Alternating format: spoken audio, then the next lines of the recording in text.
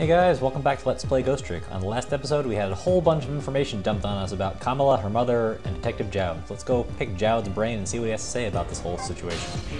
So, Mr. Ghost, we meet again. I hear something happened. Something about a kidnapping? Some kidnappers are saying they abducted the Justice Minister's daughter. That's terrible. What's their demand? The carrying out of your execution tonight. Ha ha ha. I had no idea I was so hated. But the minister doesn't have to worry. I die and it's all over. Very simple. It's not that simple. Why not? Because it isn't really the minister's daughter who got kidnapped. It's Kamala. What? I checked it out for myself. I'm positive. No! And by the way, Kamala told me something interesting. She said the one who killed her mother 5 years ago was herself. What? What are you talking about? Don't listen to him. I'm the one who shot her. I'm the one who shot Alma.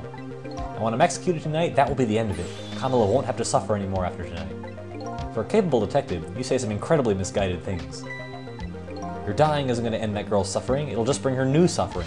The only person's pain this execution is going to ease is yours. Is it true, what Kamala said? Why don't you tell us what you know? Now we get to ask him some questions. To be honest, I still don't understand what happened that day. It was my wife's birthday. We came home from work and she went in first. And we already saw a flashback of this, so it should be quite familiar. Oh, wait. Oh, actually, we are apparently going to flash back to this entire sequence. I looked for the shooter, but there was nobody to be found. There was nobody here besides Alma and Kamala, just the two of them. So the little lady's mother died right in front of her.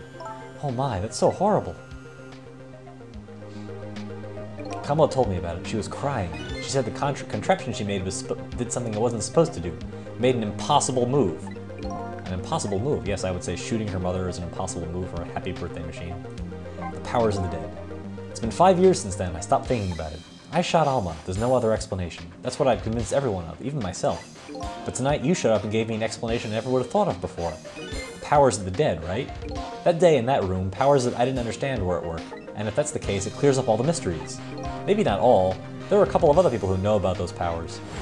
Yeah, remember we found out that Beauty, working for the Smurfs, is well aware of the fact that we're here. Also recall that we stopped the murder machine in Chapter 4 the same way that it looks like it started here. The kidnappers who abducted Kamala knew about those powers. This is no ordinary kidnapping. It looks like my wife's case isn't coming to an end after all. I'm the only one who thought it was. Detective Jowd, there's still time before dawn, a little anyway. How about you see this case through to the end before you die?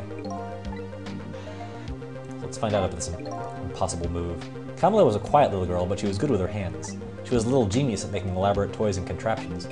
But there were two very strange points about that contraption. The first, of course, was the firing of the gun. Right, that was an antique gun I'd had on display for years, so it wasn't part of the little lady's original design. Well, obviously not. It was supposed to be a surprise for her mother's birthday, and the other strange point was the movement of that Cupid. Alright, this should be very familiar from this chapter, and also our previous experience with the murder machine. It was supposed to shoot its arrow without turning around. That should be easy enough to solve, and we've seen the correct outcome, certainly. Somebody made a change to the contraption's design, and then manipulated it. I don't know what to say. I didn't have time to think things through then. All I knew was I had to protect Kamala. I made a small adjustment to the scene and turned myself in. And we should have another dialogue about that. What kind of adjustments? The gun, of course. The gun, come to think of it.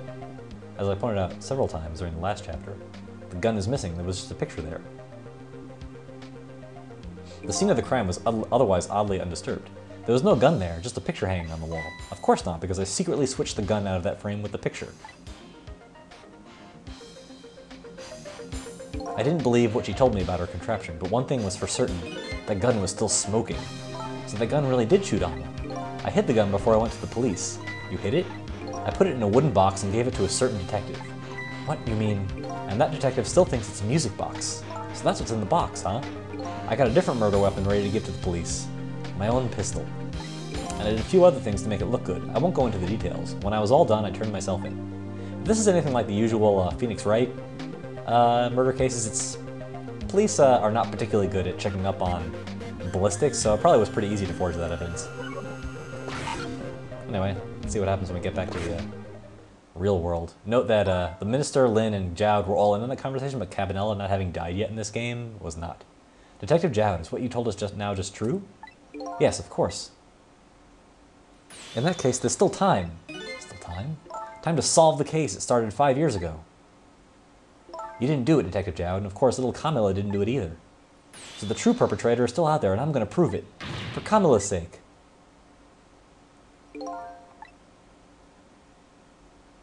That sounds wonderful.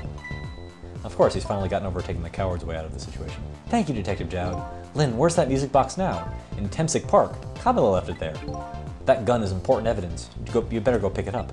So now I guess we know what's in the music box. It's not a music box at all, it's just a box with a gun in it. Yes, sir, I'll go right now. Sissel, take care of Detective Jowd and do something about the kidnapping so we can get the Minister on our side. And yet again, I say easy enough for you to say. To be fair, she's actually doing work this time. And I guess Cabanela wants to know what's going on. Deal me the deal, Mr. Death Row inmate. A little change in plans. My daughter has been kidnapped. I can't just go off and die without doing something. But you're in our custody, don't forget. Back at the prison, everybody's waiting for you with a special seat just for you, baby. Not so much anymore. I'm pretty sure we blew that one up. Then I guess we better prove my innocence on the double. On the double, is it? You sound so determined, my old friend. I want to save Kamala in more ways than one. And that's all there is to it. I see, my old friend, in more ways than one. What say you, Mr. Minister? May we have your decision? That's right, he's been here the whole time. Should the execution be carried out tonight, as planned, or should we hold off and wait for this important evidence to come in? The order still stands. Bring the prisoner back immediately and resume its enforcement. What a jerk. After all that we did for him. As you wish, Your Excellency. Please don't bow down to me, and especially not that low. Ah, he noticed. In that case, can I have one of your boys arrange a prison van to pick him up? That should give us a little time to try to resolve the situation. It's awfully nice of him.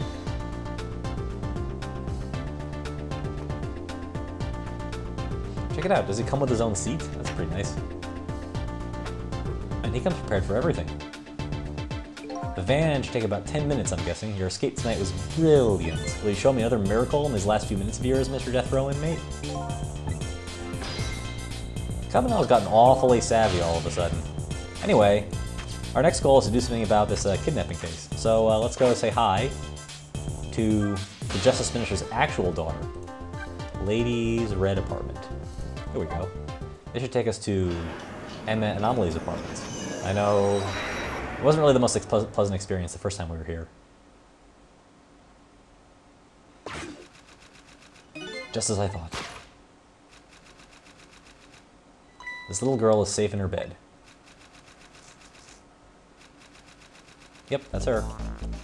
She's a little sick, but you know, what are you gonna do?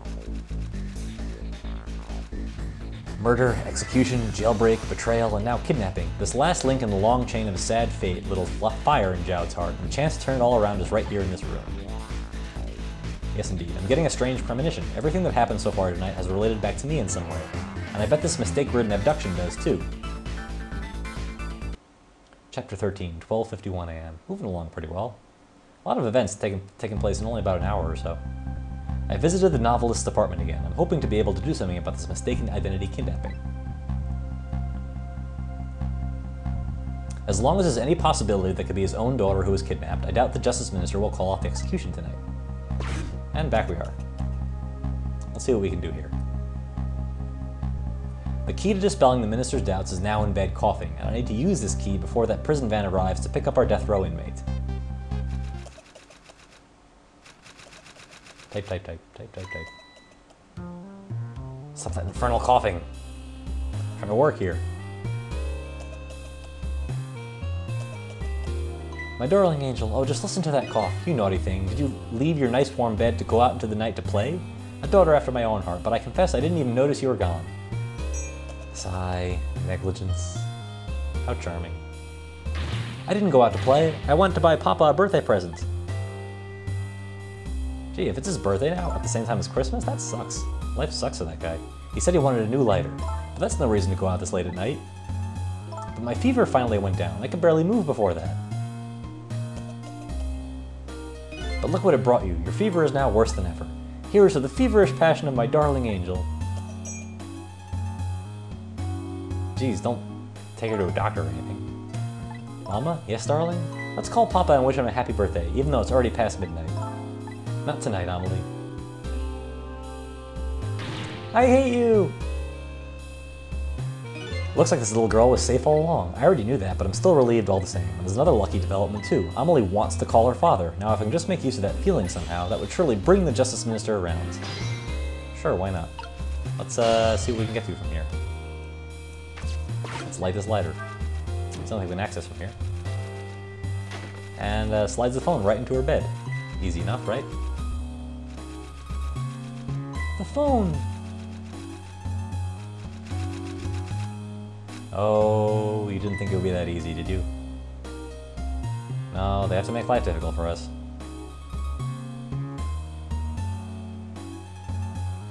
Amelie, I told you couldn't call him tonight. Why not? Listen to me, Amelie. Your father is about to make a big mistake. I want him to reconsider. What do you know about it, Mama? He's the one who's the Justice Minister, you know? All you do is write weird novels. Oh, how insulting. Check out her hair. It blooms like a rose. What do you mean, weird? How dare you disparage my romantic expressions? Now you've really made me angry. You really have. How do you expect me to forgive such an insult? Are we gonna get some domestic abuse here, too? That's gonna... Oh, never mind. She's gonna move the phone up there. Not even gonna bother fixing the lower shelf, either. Just gonna leave it burned and lying on her daughter's bed. Well, that was a waste of time. So far. There. I'll be keeping my eye on you now, so you won't do anything else mischievous, like calling your father. I hate you! I can hear you, you know. Well, she could hear you on the other side of the room, too. You didn't really accomplish anything. Anyway, now we've got an actual puzzle to solve. And so therefore we've got some real gameplay to do. Let's see what this has to say about the whole situation. What a pair. I don't know what this family's issues are, but I do know I have to do something about this lady so Amelie can call. So that's going to be our next goal. We're going to get some actual gameplay in the next episode. See you tomorrow. Let's play Ghost Trick.